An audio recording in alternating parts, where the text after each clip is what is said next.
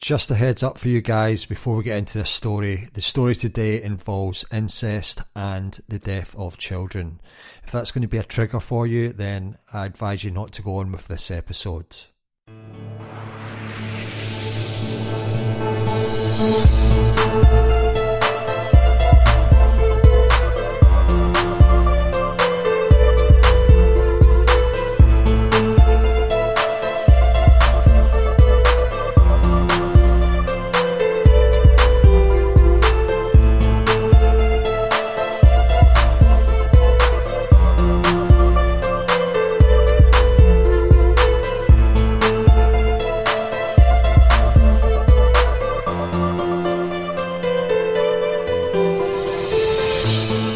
Everyone, and welcome back to the True Crime Grappa Show and to episode 23.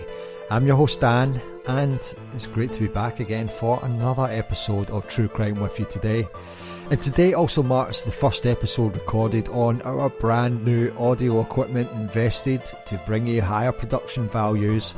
So hopefully you notice it and appreciate the difference, because if you don't, then I've just about spent a crap load of money on pretty much nothing. And that would be a shame, wouldn't it? But I'm a positive guy, so if anything, you're getting to hear a lot more of my fantastic voice, tell you more tales of terror. Now be sure to keep an eye on the feed over the next day or so, as we'll be releasing a bonus episode that was recently recorded with true crime writer Jim Pitts, and in it we went over an hour talking about his first full contribution to the show, which was the KFC murders. If you haven't already listened to that, then you can go back into the archives and hear it. That's episode 12. Jim has quite a few personal attachments to this story, so episode 12 and this bonus show is definitely worth checking out. Now, apologies ahead of time for the audio on the bonus show, as we do these shows on Skype. So on Jim's end, he's got his dogs wrestling with some plastic bags, and there's some stuff going on at my end as well, but the conversation is really good, I think you'll agree, so check it out.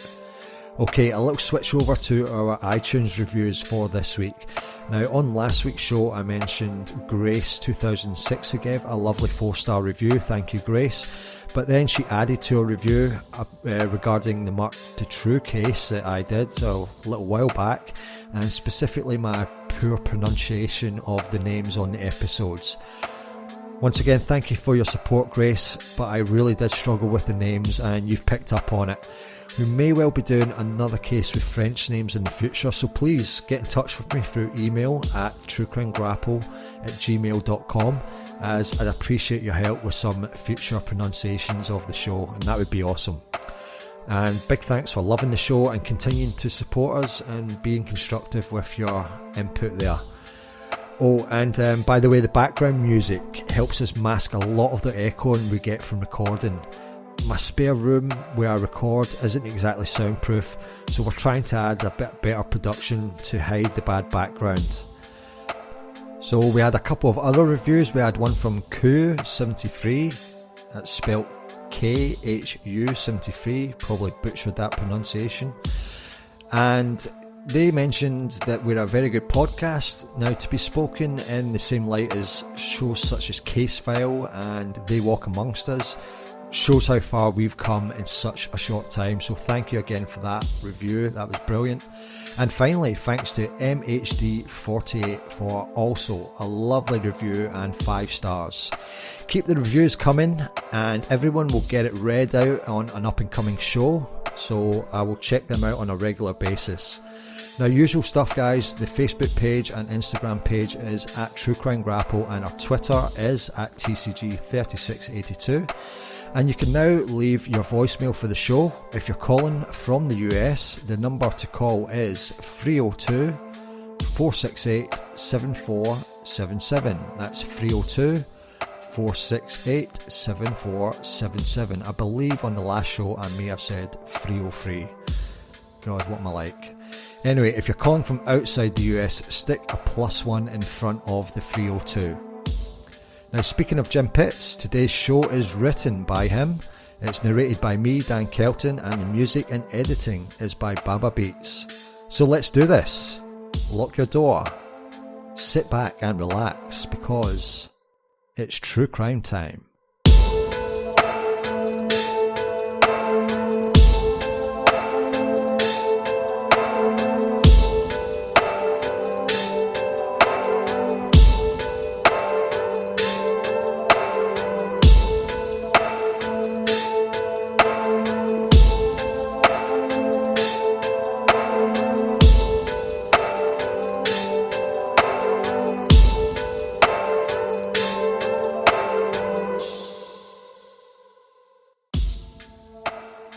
Murders are always troubling and alarming to any community, but some can be more horrific in their depravity and have a lasting impact on the local community. These are crimes that are shocking in nature and leave unanswered questions for years. Cases such as Jack the Ripper, the Black Dahlia, Zodiac, Tylenol poisonings, John Benet Ramsey, and Madeleine McCann. These cases represent different countries, continents, and even time periods, but they all have something in common. All of these cases have gone cold over the years, and the perpetrator has never been truly known. For us on the outside, cold cases have a way of entering our collective consciousness and feeds into our deepest, darkest fears. The fear of the unknown, or of not knowing who or even where the killer or offender is. While these cases can go cold for many different reasons, it is extremely frustrating to the families and to the law enforcement professionals that were tasked with solving the case. As time passes for law enforcement, memories are lost, witnesses, suspects, and even investigators and detectives pass away, and physical evidence gets moved and then lost. Today, 21st century technologies have given new hope to families of the many older cold case victims. The public's use of genetic genealogy websites has given law enforcement officials another tool to solve cold cases. Just this past May, in Seattle, Washington, police announced they had solved a 52-year-old cold case of the rape and murder of Susan Galvin, making it the oldest cold case solved with genetic genealogy. The case traced DNA back to a couple from the 1820s and then forward through the subsequent generations and found the killer through our genetic genealogy website. Just like in most of the older cold cases, the original detectives did not live long enough to finally learn the truth.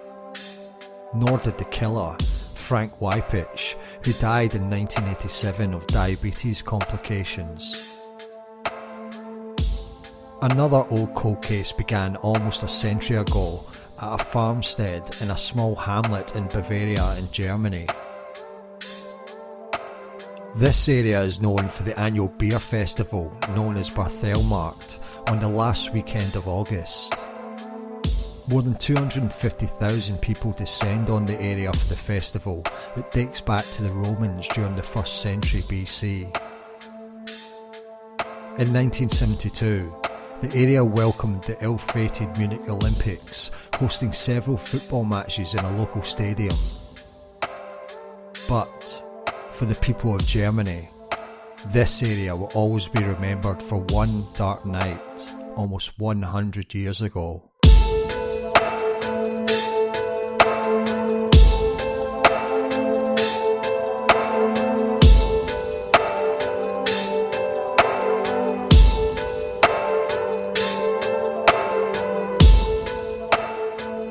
In the winter of 1922, 44-year-old Maria Baumgartner was looking for a new job as a maid. Never married and mentally and physically handicapped, she was compelled to find work after the death of her parents.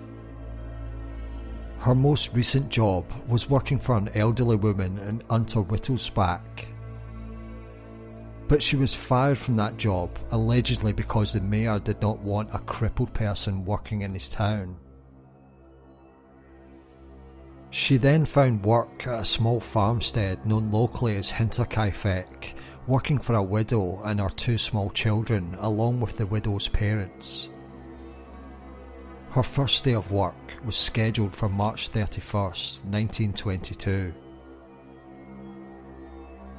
Victoria Gabriel, the 35-year-old widow of Karl Gabriel, a German soldier killed during World War I in France, lived in the remote farmstead, located near the woods about a half a mile behind the town of Kaifeck, about an hour north of Munich.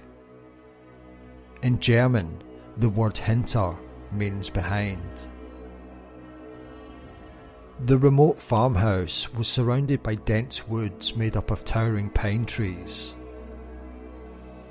Hinterkaifeck was a one-storey building that was divided into two sections, a living area and a barn separated by a dividing wall. The barn and stable could be accessed from inside the residential area, but also had its own separate door.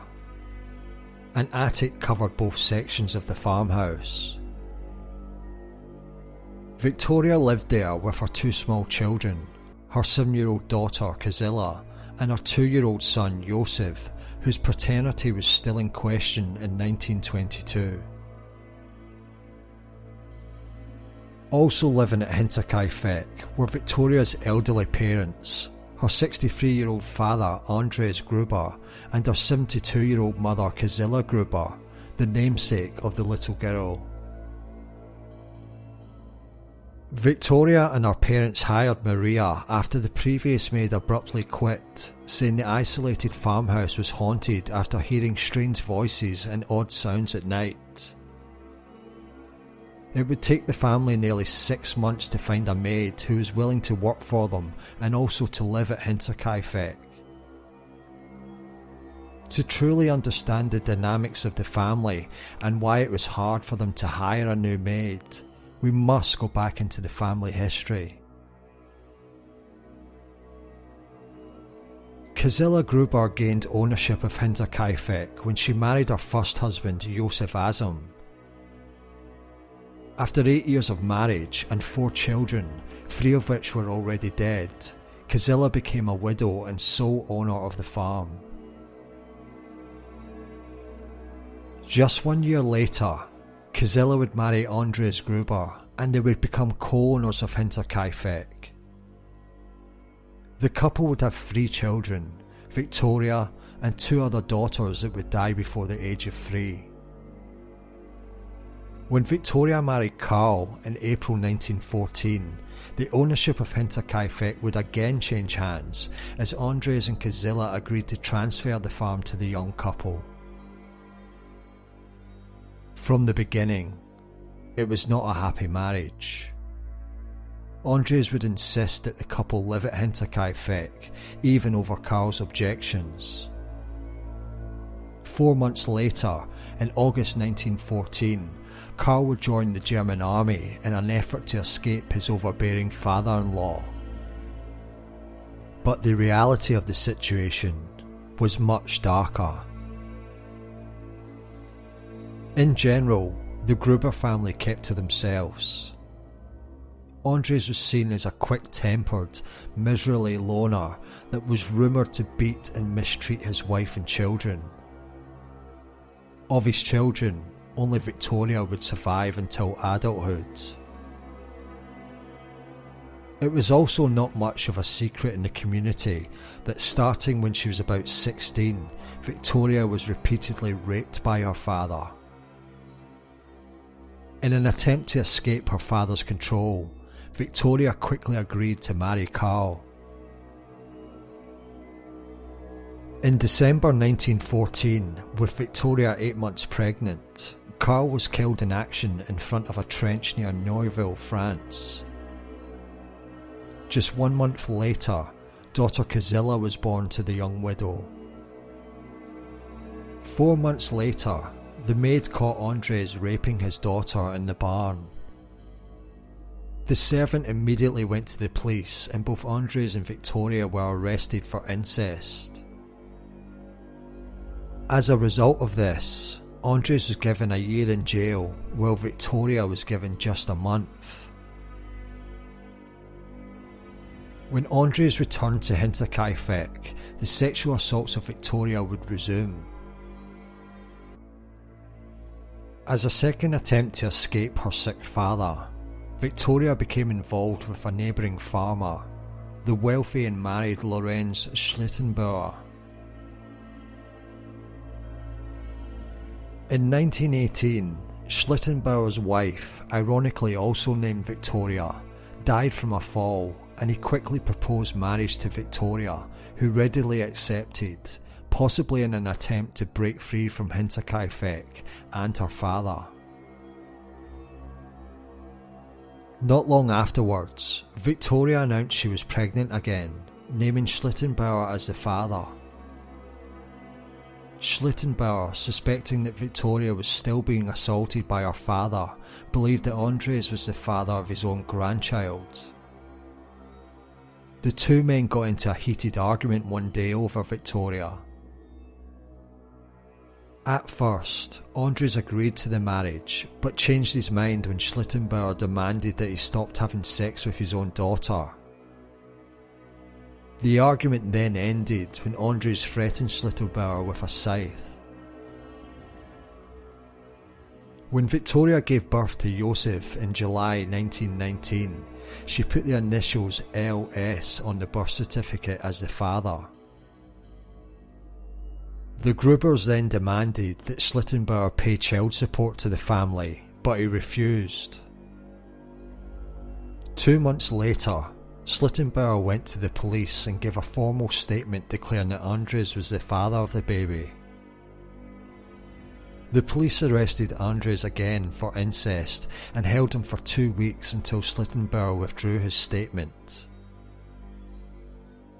Andres did go on trial for incest for a second time in May 1920, but without Schlittenbauer's statement and no corroborating witnesses, he was found innocent this time.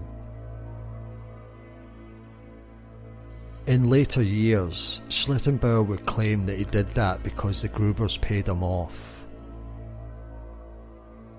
Schlittenbauer would go on to marry Anna Dick in May 1921, and the couple would welcome their first child together in February 1922.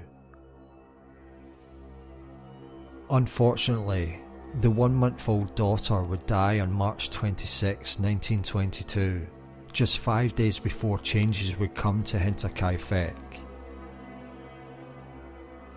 As March 1922 was coming to an end, even more strange incidents occurred at Hinterkaifeck. Just like the previous maid heard footsteps, the family began hearing footsteps in the attic. When Andres went to investigate, nothing was found. On other days, the family, more than once, noticed a man with a moustache wearing an army jacket, standing at the edge of the woods watching the house. A newspaper from Munich appeared one day at the farmhouse. No one who lived there had ever seen it before, and the mystery deepened when none of the neighbours would claim it. On a snowy late March day, Andres found a set of footprints that led from the thick pine trees in the nearby forest to the farmhouse, but no return footprints were found. Next, Andres Gruber discovered marks on the lock into the tool shed, indicating that someone tried to break into it. A couple of days later, one of 2 sets of house keys went missing. Over and over, a man with a moustache would be seen standing at the edge of the woods watching the house. During the last week in March, Andres Gruber, in a rare outburst of outgoingness, described to his neighbours in town all the weird events happening at Hinterkaifeck. The neighbours encouraged them to go to the local police, but Andres refused. One neighbour even offered him a gun to protect his family and home, but again, Andres refused. The day of March 31st, 1922 began as a normal day for the residents of Hinterkaifeck. Or at least, as normal as it can be for the Gruber-Gabriel family. Andres went to work in the connected barn, Kazilla helped her granddaughter get ready for school, and Victoria took care of the toddler Josef. The entire family was looking forward to the arrival of the new maid, Maria Baumgartner, later that day. At school that day, young Kazilla had a hard time staying awake. Her teacher was not surprised at this, as it had happened on numerous occasions. Kazilla would explain that footsteps and voices in the attic would keep her up at night. When she was questioned by her teacher on this day, Kazilla told her that she'd been up most of the night looking for her mother because she'd gotten into an argument and left the house. They found her hours later in the woods, crying uncontrollably. Hey friends of the show, sorry for a pause in the story, but just a quick reminder to let you know how you can help support the show by becoming a patron. Head on over to patreon.com/truecrimegrapple, and for $1 US a month you can get a shout out on the show with the assault tier. For $5 a month there is the murder tier, where we'll have early episodes up every so often and we'll have some bonus content coming your way. So check it out. That's patreon.com/truecrimegrapple. Any donation is greatly appreciated and welcomed. Once again, patreon.com/truecrimegrapple. Many thanks. It should be noted that some reports state that it was the grandmother who had left the house upset that night. The next day, Saturday, April 1st, Kazilla did not show up at school.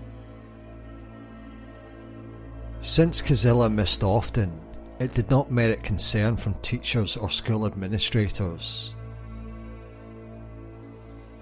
Neighbours noticed smoke coming from the chimney at Hinterkaifeck at the various times on Saturday and Sunday, perfectly normal for the first part of April in Bavaria. Other times, neighbours noticed how unusually quiet the farmstead was over the weekend. Livestock seemed, as usual, to be taken care of on the farm, and the family watchdog was sometimes chained outside and heard barking from inside at other times. Saturday afternoon, coffee dealers arrived at Hinterkaifeck to deliver the weekly coffee order, but no one was there to greet them. By Sunday morning, two friends arrived to pick up Victoria for church, but she did not come out. After the service, a young boy stops by to buy some lard, but no one greets him. On Monday, Kazilla was again absent from school. The postman thought it was unusual that he didn't see anyone and noticed the mail was piling up. A mechanic named Albert Hoffner arrived Monday morning for a previously scheduled appointment to work on a motor. He noticed no activity from the family members, but did notice the dog, now chained outside, healthy and barking. When he finished the job a couple of hours later, he again unsuccessfully looked for signs of the family. He decided to tell a neighbour that he couldn't find the family, but he had completed the job of repairing the feeding machine. By Tuesday afternoon, the neighbours came together at a community event and realised that although they had seen evidence of activity at Hinterkaifeck, no one had seen the family since that previous Friday. Lorenz Schlittenbauer, along with neighbours Jacob Siegel and Michael Paul, decided to check up on the family at Hinterkaifeck. The men arrived and were able to break into the barn part of the farmstead. Schlittenbauer went in first, followed by Paul and then Siegel. As they searched the barn, Schlittenbauer tripped over what he thought was a piece of farm equipment underneath a haystack. Paul noticed it was something else, so Schlittenbauer returned to the haystack where he recognised the leg of Andreas Gruber. One by one, just like they had entered the barn, the bodies of the family were discovered, stacked under the hay in the barn, except for the 7-year-old. Schlittenbauer then went through the stable to the living quarters of the farmhouse to search for his son. From inside, he opened the door to the courtyard using the previously missing key. The first body they found was the maid Maria Baumgartner in her new bedroom. She had been sleeping when she was brutally attacked and murdered. After she was dead, the attacker covered up her lifeless body with one of the bed sheets. Next, they found his possible son, 2-year-old Josef, still in his bassinet in his mother's room. After he died from blunt force trauma to the head, he too was covered, but with one of his mother's dresses. Police soon arrived and an investigation team was led by Inspector George Reingruber. The investigators would speculate what happened to the family sometime during that horrifying night of March 31st and April 1st. At some point during that night, the mysterious sounds and sightings became a real-life horror story as someone emerged from the shadows at Hinterkaifeck. Somehow, this intruder lured Andres, Kazilla, Victoria, and the younger Kazilla, one by one, out to the barn, like lambs being led to the slaughter. Once inside the barn, each family member was viciously attacked with a piece of farming equipment known as a mattock, something similar to a pickaxe, and brutally hacked to death. Victoria was probably the first to die, as she was strangled as well as stabbed to death with the mattock. Both she and her father were still dressed, while Kazilla and her granddaughter were found in their nightgowns. Inside, they theorised Josef was the next to die, followed by the attack on Maria on her first and final day of work at Hinterkaifeck. In what can only be characterised as truly unbelievable in an already unbelievable story, investigators believed that the murderer actually stayed at the farmstead for a couple of days, eating meals, building a fire, and tending to the livestock and the dog. Inspector Reingruber initially believed that the robbery was the motive for the slaughter, but that was ruled out quickly when large sums of money and many valuables were left in the house untouched. The bodies of the victims were autopsied the next day in the barn at Hinterkaifeck by Dr. Johann Baptist R. Müller. His reports give a truly horrifying account of the brutality of the murders. Andre's face was covered in blood, with his cheekbones extending out of his shredded flesh. His wife Kazilla had signs of strangulation and had 7 wounds to her head. Victoria's skull was bashed in and had 9 star-shaped wounds. The younger Kazilla's neck was covered in round, gaping wounds while her lower jaw was shattered. The doctor theorised that Andres, Victoria and the elder Kazilla all died instantly. But little Kazilla probably lived for a few hours, lying next to her dead family members, agonising in pain. Investigators found clumps of hair in her hands and next to her body as the young child probably pulled out her hair as she slowly succumbed to her injuries. Maria was killed quickly with blows across her head, while Josef by a single blow to his tiny skull. Surprisingly, after the autopsy, the heads of the bodies were removed and sent to clairvoyants in Munich for an unsuccessful search for metaphysical clues. Even worse, during the upheaval in Germany during World War II, the heads were lost, most likely destroyed when the forensic department in Nuremberg burned or during air raids on the court justice building in Augsburg. All of the victims, including the maid, were eventually buried without the heads in a cemetery in nearby Weidhofen. The farmhouse was demolished in 1923, leaving only a shrine today as evidence of the horror that occurred there almost a century ago. When the house was torn down, the murder weapon was found in a false floor in the attic. George Siegel, who had lived as a servant and helped out at Hinterkaifeck during the harvest times, identified the mattock as one that Andres had made himself and kept in the tool shed with all the other farm equipment. As for who committed the crimes, there are no shortage of suspects. Over the years, Inspector Reingruber interviewed scores of potential suspects in the case. Eventually, the suspect pool would grow to more than 100, including one interviewed in 1986, but no one has ever been charged. Despite the plethora of possibilities, a few theories about suspects have stood over the last century. The biggest break in the case came in 1951, almost 30 years after the murders, when a woman named Chrysanthia Meyer, on her deathbed, told the priest that her brothers Adolf and Anton Gump were responsible for the senseless slaughter.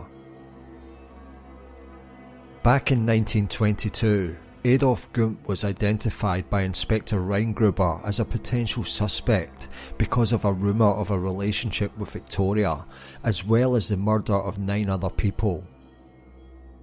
He was never charged in the Hinterkaifeck case, and he passed away 8 years before his sister's confession. Anton Gump was detained based on the statement of his sister, but was eventually cleared due to a total lack of evidence against him.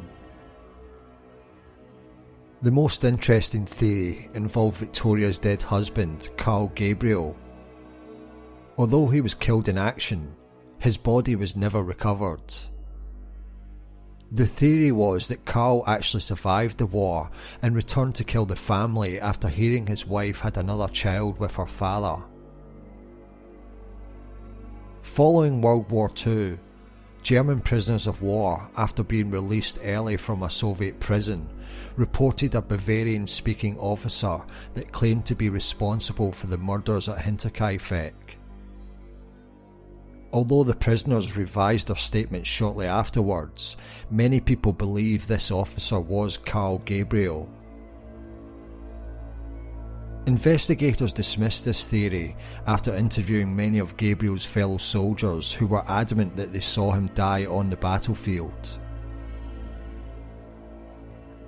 The most popular suspect theory concerns the neighbour, former lover of Victoria, and possible father of Josef, Lorenz Schlittenbauer. He was the first one on the scene and the one who discovered the bodies. Local rumours speculated on Schlittenbauer almost from the beginning. The other 2 members of the search party, Paul and Siegel, became suspicious during the search when Schlittenbauer entered the home by himself and used the lost key to unlock the door. Schlittenbauer claimed the key was already in the door and he entered because he was concerned about his son.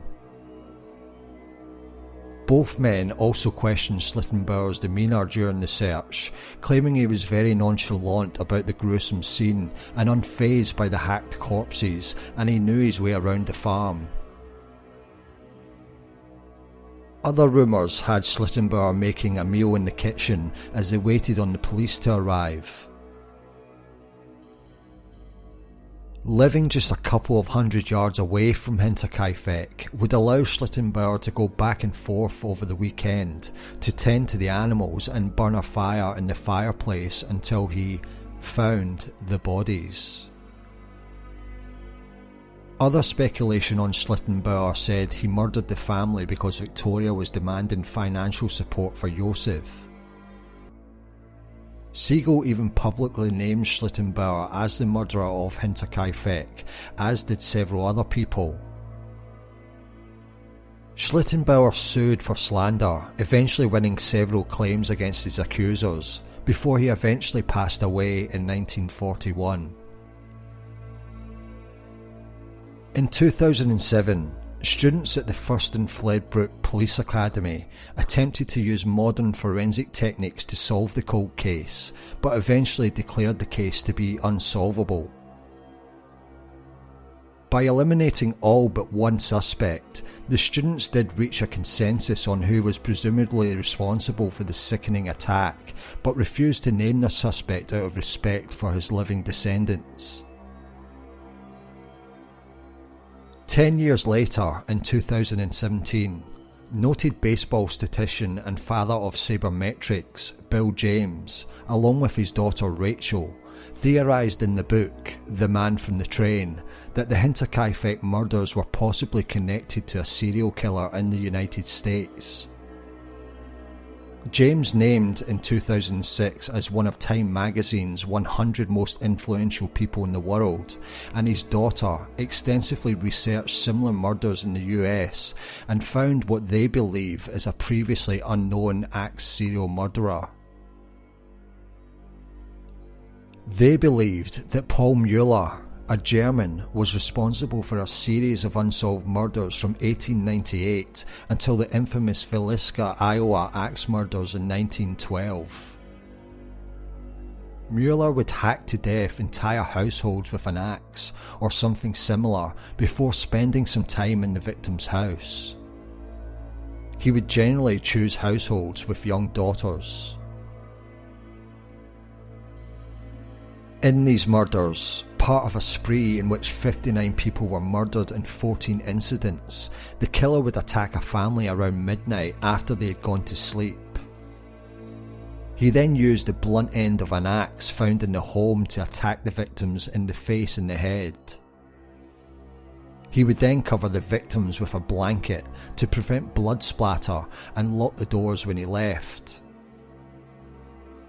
After Villisca in 1912, the authors believed that the murderer either died or went to prison, or in the case of someone like Mueller, moved back to their homeland.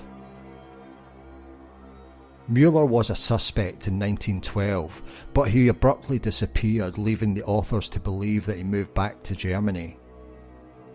And, if Bill James is correct, and James himself puts it as a toss-up, Mueller would resume his murderous ways 10 years later at Hinterkaifeck.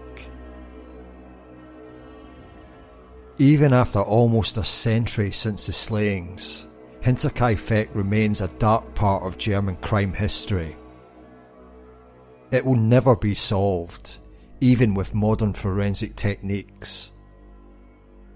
For the residents of Kaifeck and the surrounding area, the killer will always remain a phantom of the night. That does it, folks. That wraps up this episode. This was quite the episode, very brutal stuff, but I'm sure you all probably enjoyed it. We've got a voicemail that came in. You can't really make out much of it, but I will play it anyway, so here it is. Hi, this is Renee. Just wanted to let y'all know that I love the podcast. I really love the accent. You guys do a great job. Keep it up. Thanks. So there it is, our first voicemail, and I'm not even sure who it's from because the line cuts out at that exact moment. But thank you so much for the voicemail, and I want to hear more of them, so you can send them in. You'll see the voicemail number on our show notes, and it will be on our Facebook page. Be sure to check out that bonus show coming your way this week. Jim is also working on something extra special for the listeners, but it will only, I repeat, only be available to Patreon subscribers at the $5 level, so please consider joining up there. Till next time everyone, I've been your host Dan. Stay safe out there.